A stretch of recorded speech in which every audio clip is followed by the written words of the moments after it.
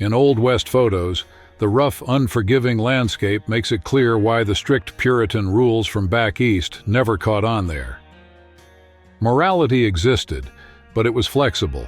Whoever survived did whatever it took, guided by local laws, quick deals, and secrets that rarely made it into books on that far edge of the frontier.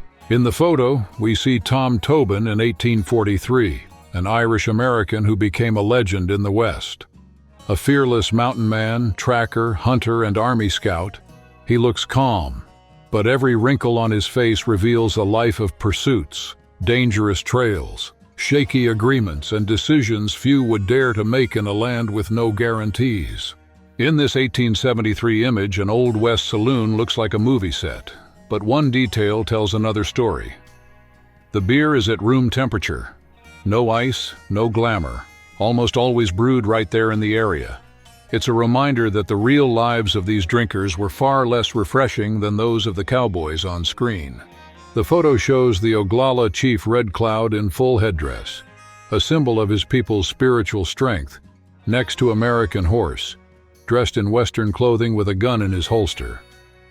In a single frame, the image lays bare the brutal clash between cultures, fragile alliances, and promises that would never be kept, far beyond what the movies show. In a portrait of the Old West, hunters pose with the results of their journey. After water, securing food was a matter of life and death, and these scenes reveal how settlers learned to read the land, follow tracks, use every resource the earth offered, and live with the constant fear of hunger looming on the horizon. At the end of the 19th century, a lot of people's routines in the West seemed ordinary, but they hid brutal contrasts. At the center of that life were the cowboys, underpaid, exhausted, and often anonymous ranch hands who moved massive herds, crossed borders, and kept an entire economy running, whether they liked it or not, for the urban world. The so-called cure-alls of the Old West didn't appear out of nowhere. They repeated an old human hope bottled up.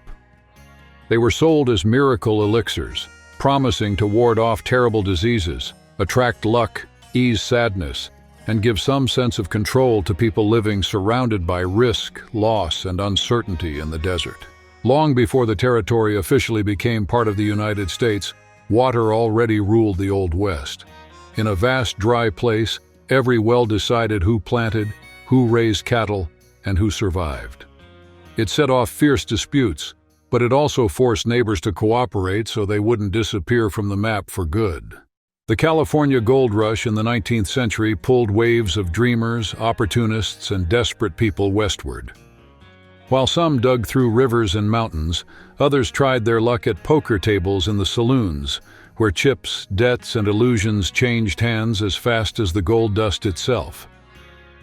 In the beginning, Killer Jim Miller seemed like just another respectable citizen of the Old West, well-dressed, discreet, always in the right place. The facade fooled neighbors, shopkeepers, and even the police, who struggled to accept that behind that proper face hid a cold-blooded, methodical killer. After gold was discovered in California, a crowd of prospectors dropped everything and crossed the country heading west. Driven by the hope of getting rich and changing their lives, they faced cold, hunger, disease, and violence, believing that every grain of gold could be the beginning of a new future for their families. In the Old West, walking into a barbershop was almost like visiting an improvised doctor's office. Early barbers didn't just shave beards and cut hair. They also did small surgeries, applied bandages, and prescribed remedies at a time when medicine was still in its infancy and doctors were scarce. On the long trail through the interior of the Old West, cowboys lived on a simple diet designed to handle the harsh pace of the journey. On their plates there were usually beans, hard biscuits, jerky, dried fruit, and plenty of coffee, which helped fight off exhaustion and cold nights in the open. The practice of branding cattle is much older than the Old West. It began with the Egyptians around 2700 BC, passed through medieval Europe, and centuries later arrived in what is now the southwestern United States, brought by Spanish and later Mexican cowboys to identify their herds on open land. During the California gold rush, the number of people crossing the country exploded, and with it, the need to send letters and news back home. The demand for mail services grew quickly, driving new routes to the west and connecting prospectors, businessmen, and pioneers in search of opportunity. On the Old West frontier, daily life was tough and non-stop. In isolated regions, families needed every pair of hands to survive. That's why, as soon as they could hold a tool, 4- or 5-year-old children were already put to work helping with hard chores at home and in the fields. By the end of the 19th century, buffalo hunters had become a key part of the economy in the American West. Leavenworth, Kansas grew as a strategic hub. Wagon loads of hides arrived there where they were traded, stored, and processed before heading out to markets across the country. Clay Allison, one of the most famous names of the Old West, had a particular relationship with guns. Instead of seeing himself as just another gunfighter, he liked to be called a marksman. With his 6-shot revolver, he showed impressive accuracy, which made him a legend among allies, enemies, and curious folks in the region.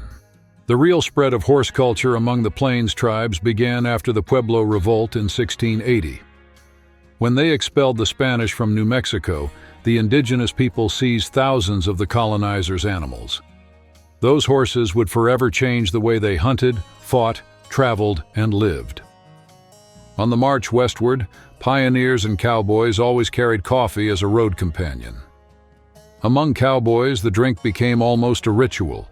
It helped keep them awake during long night watches, warmed them on cold nights, and gave them the energy to face another day of dust, cattle, hard work, and uncertainty. Roy Bean was born around 1825 in Mason, Kentucky, and from early on he seemed destined to cross borders. At 15, he left his family home to follow his brothers westward, living a nomadic life, jumping from town to town and taking any job that guaranteed his next meal. The art of roping, essential in the cattle world, took shape in the West thanks to the presence of the Spanish in the 18th century.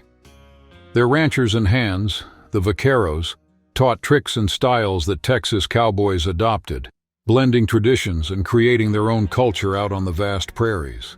The Old West holds a special place in the American imagination, especially in the Midwest.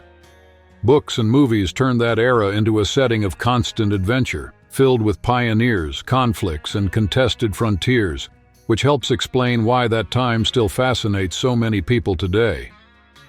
Anna Emmeline McDooley, known as Cattle Annie, was a young outlaw who grew up in the turbulence of the Old West. Alongside Jenny Stevens, Little Britches, she traded an ordinary life for bank robberies and supporting criminal gangs, becoming part of the folklore of teenage gunslinger stories. Before gold was discovered near present-day Denver in 1858, Colorado developed slowly, and there were hardly any plans for railroads. But with the gold rush, everything sped up. Rail lines began cutting across the territory, carrying people, wealth, and driving the growth of the new state. Photos from almost 200 years ago show Texas Rangers patrolling the border and protecting settler towns, captured by traveling photographers and local archives. They're far less heroic than in the movies. At first glance, it looks like just a group of armed men, but look at their tired faces. They reveal the violence, fear, and the real toughness behind that protection.